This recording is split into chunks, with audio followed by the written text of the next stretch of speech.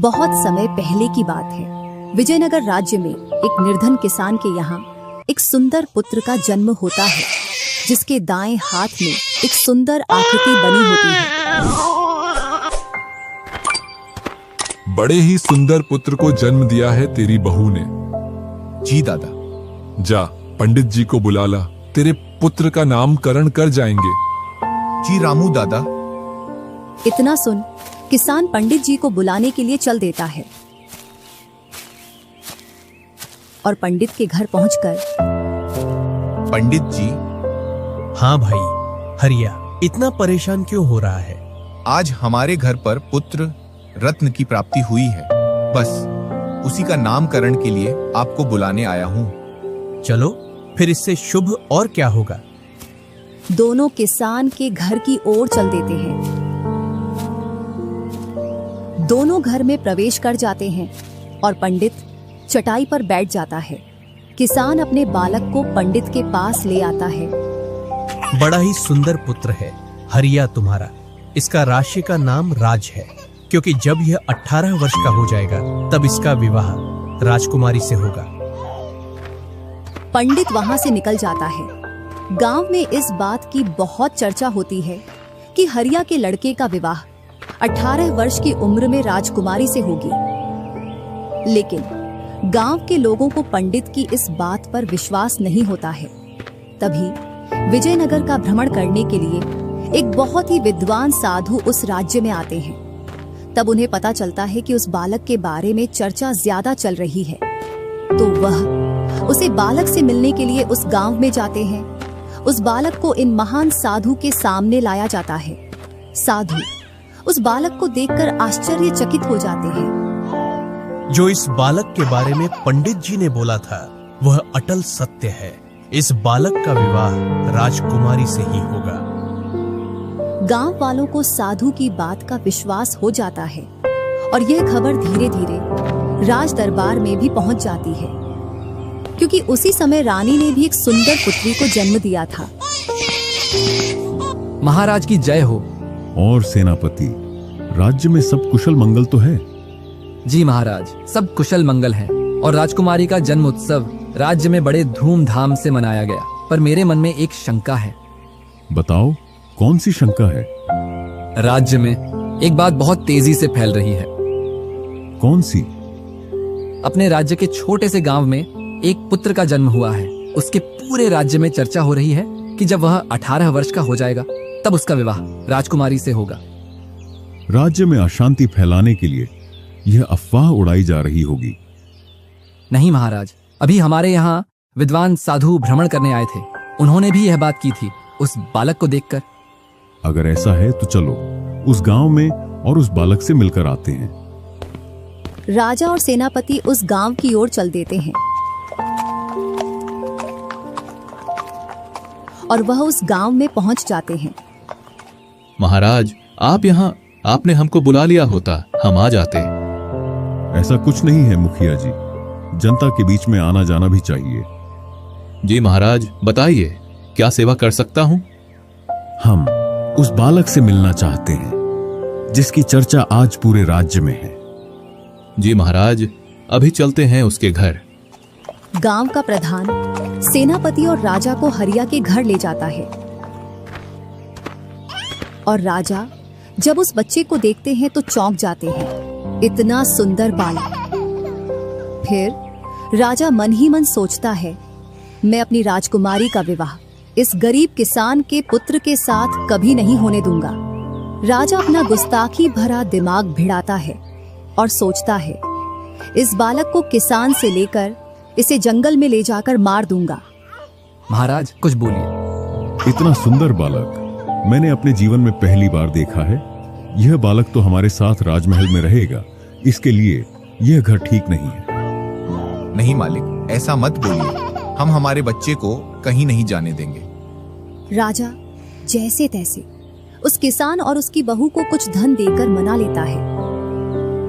राजा उस बच्चे को लेकर जंगल की ओर चल देता है। चलते चलते वह एक बहुत ही घने जंगल में पहुंच जाता है और वहां जाकर रुक जाता है। वह उस बच्चे को एक बड़ी सी लकड़ी पर रख देता है और अपनी तलवार निकालकर इस बच्चे पर वार करने जाता है। अरे महाराज रुकिए, ये क्या अनर्थ कर रहे हो? मैं अपनी पुत्री का विवाह कभी इससे नहीं होने दूंगा, इसलिए इसकी मृत्यु करना ही सही है। नहीं महाराज, अगर प्रजा को यह मालूम चल गया कि आपने एक मासूम बच्चे की जान ली है तो प्रजा आपको कभी माफ नहीं करेगी। तो मैं इसका इंतजार करूं कब बड़ा हो और यह राजकुमारी से विवाह करे? नहीं महाराज, इसको ऐसा ही जंगल में छोड़कर चलते हैं। जंगली जानवर इसको वैसे ही मारकर खा जाएंगे, जिससे इसकी मृत्यु भी हो जाएगी और हमारे ऊपर इसकी हत्या का आरोप भी नहीं आएगा। राजा सेनापति की बात मानकर उस बालक को जंगल में छोड़कर राज्य की ओर निकल जाता है।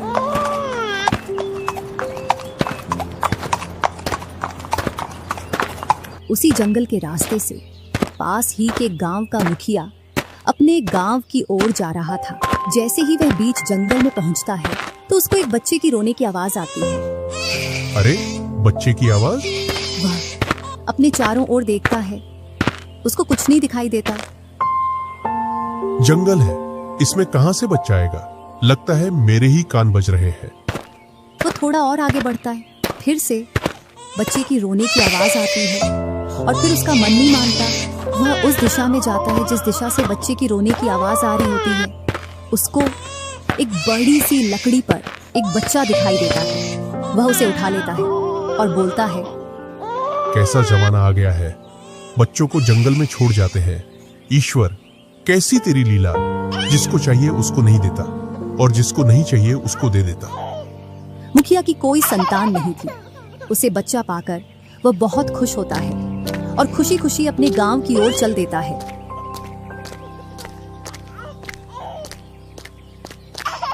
घर पहुंचते ही, सुनती हो भाग्यवान, देखो हम आपके लिए क्या लेकर आए हैं। मुखिया की पत्नी एकदम घर से बाहर निकलती है और देखती है मुखिया के हाथ में एक बहुत ही सुंदर सा बच्चा है। ये किसका बच्चा उठा लाए आप? ये किसी का बच्चा नहीं है, ये बच्चा तो मुझे जंगल में मिला। ईश्वर ने हमारी इतने दिनों से नहीं सुनी थी, आज सुनी है। ईश्वर की कृपा से हमारे घर में भी अब संतान का सुख होगा। क्या सच में आपको जंगल में मिला ये बच्चा? अब आज से यह बच्चा हमारा है और मैं ही इसकी माँ हूँ आज से। मुखिया की पत्नी बहुत ही खुश होती है और वह उस बच्चे को मुखिया से लेकर घर में ले जाती है। धीरे धीरे समय गुजरता गया।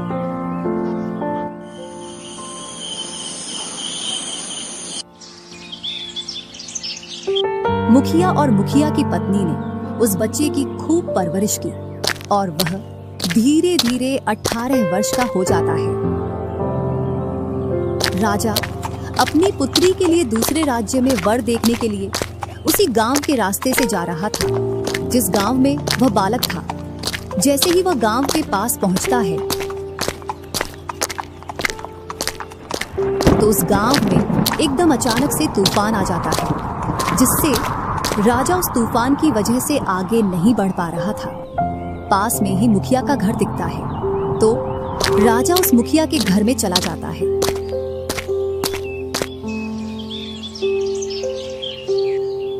मुखिया के घर में एक सुंदर युवक को देखकर राजा चौंक जाता है।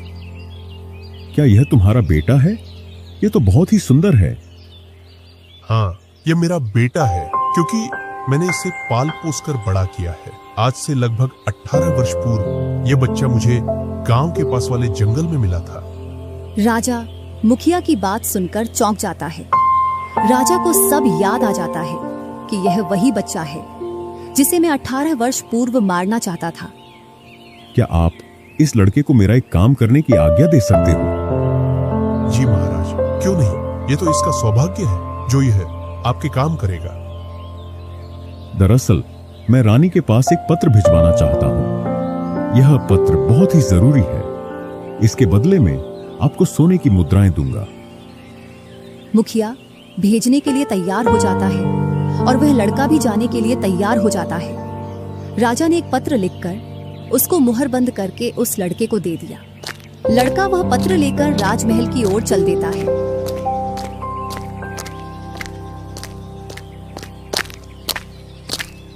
वह पहली बार राजमहल जा रहा था, जिससे वह रास्ता भटक गया। और शाम होने को आ गई। उसने मन ही मन सोचा, अब तो मैं राजमहल नहीं पहुंच पाऊंगा और रात भी होने वाली है। मुझे यही कहीं रुकने के लिए अपनी व्यवस्था देखनी पड़ेगी। थोड़ी और दूर चलने के बाद उसको एक कच्चा घर दिखाई दिया। वह घर के पास चला जाता है। जब वह घर के अंदर देखता है तो उसमें बूढ़ी औरत लकड़ी जला रही थी। लड़के ने सोचा, आज की रात यहीं गुजार लेता हूँ, और वह घर के अंदर चला जाता है।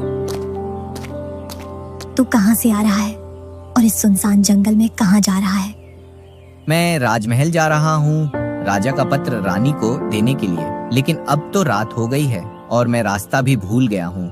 मुझे ये घर दिखाई दिया तो रात रुकने के लिए मैं यहाँ आ गया।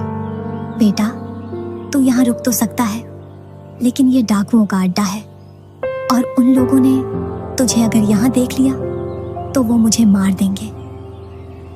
बूढ़ी औरत की इतनी बात सुनकर लड़का एक बार तो घबरा जाता है, पर अंधेरे में कहीं और जाना इतना आसान नहीं था और वह दिन भर का थका हारा था। उसको नींद भी आ रही थी। उसने सोचा, जो होगा वह देखा जाएगा, अब रात में और कहाँ जाऊंगा। तो वह वहीं रात रुक जाता है। बूढ़ी औरत ने घर के कोने में उस लड़के को सुला दिया। लड़का घर के कोने में चुपचाप सो जाता है। जैसे ही आधी रात होती है तो डाकू अपने ठिकाने पर आ जाते हैं। जैसे ही वे उस लड़के को देखते हैं तो बुढ़िया पर बहुत गुस्सा करते हैं। ये कौन है? इसको यहाँ क्यों सुला रखा है? यह बच्चा जंगल में रास्ता भटक गया है, इसलिए यह यहाँ सिर्फ रात काटने के लिए रुका है। जैसे ही सुबह होगी यहाँ से निकल जाएगा। डाकू उसकी तलाशी लेते हैं, जिसमें उनको एक चिट्ठी मिलती है। उस चिट्ठी पर राजा की मोहर होती है। डाकू मोहर को देखकर घबरा जाते हैं। कहीं यह हमको मरवाने या पकड़वाने के लिए तो नहीं आया है। सभी डाकू उसको मारने की सलाह बनाते हैं। बूढ़ी औरत उनसे मना करती है, ऐसा मत करो, वह एक मासूम लड़का है, वह आपको पकड़वाने के लिए नहीं आया है। तेरी बातों का विश्वास नहीं करेंगे। तू हमें इसके हाथों से मरवाना चाहती है। यह तुम लोग क्या बोल रहे हो? मैं ऐसा क्यों करूंगी? पहले आप इस चिट्ठी को खोलो, इसके बाद कुछ करना। डाकू चिट्ठी को खोलते हैं, उसको पढ़ते हैं। उसमें लिखा था, जैसे ही यह लड़का राजमहल आ जाए तो इसको तुरंत मरवा दिया जाए। डाकू एक बार फिर लड़के की तरफ देखते हैं तो वह एक भोला भाला और मासूम लड़का है। डाकू चिट्ठी को बदल देते हैं और उसे वापस मोहर बंद करके लड़के के पास रख देते हैं और सभी डाकू वहां से चले जाते हैं।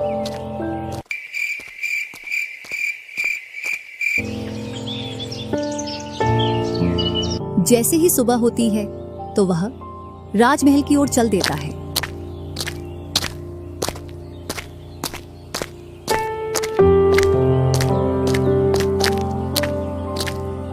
दोपहर तक राजमहल पहुंच जाता है। राजमहल में जाकर रानी को चिट्ठी देता है। रानी चिट्ठी को पढ़ती है। उस चिट्ठी में लिखा था, जैसे ही यह लड़का राजमहल पहुंचे उसका विवाह उसी दिन राजकुमारी से कर दिया जाए।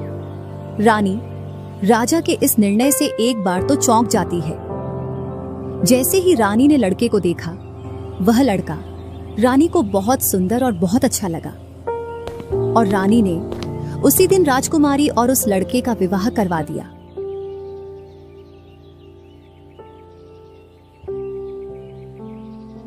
वह लड़का राजकुमारी के साथ खुशी खुशी राजमहल में रहने लगा।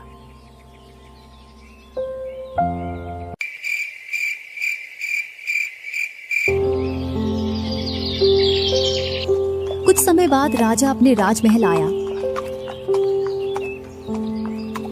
तो वह उस लड़के के बारे में जानना चाहता था कि उस लड़के के साथ क्या हुआ है। राजा ने रानी से पूछा, उस पत्र वाले लड़के का क्या हुआ? आपके कहे अनुसार उस लड़के का विवाह अपनी पुत्री से कर दिया। राजा इतना सुनकर बहुत गुस्से में आ जाता है। जिस बात को वह नहीं होना देना चाहता था, आखिर वह हो ही गई। राजा अपने राज दरबार में सभा बुलाता है और उस लड़के को दंड देता है। तुमने हमारे साथ छल किया है। नहीं महाराज, हमने आपके साथ छल नहीं किया है। पर जो हमने तुम्हें मरवाने वाली चिट्ठी दी थी वह कैसे बदल गई? महाराज, जैसी चिट्ठी आपने दी थी वैसे ही चिट्ठी मैंने महारानी को लाकर दे दी थी। उसके साथ मैंने कोई छेड़खानी नहीं की थी। बस रास्ते में एक जगह रात जरूर रुका था, इसके अलावा और कहीं मैं रास्ते में भी नहीं रुका था। तुमने मेरे साथ विश्वासघात किया है। मुझे तुम पर विश्वास नहीं है और यह विवाह मेरी अनुमति के बिना हुआ है। मैं इस विवाह को नहीं मानता।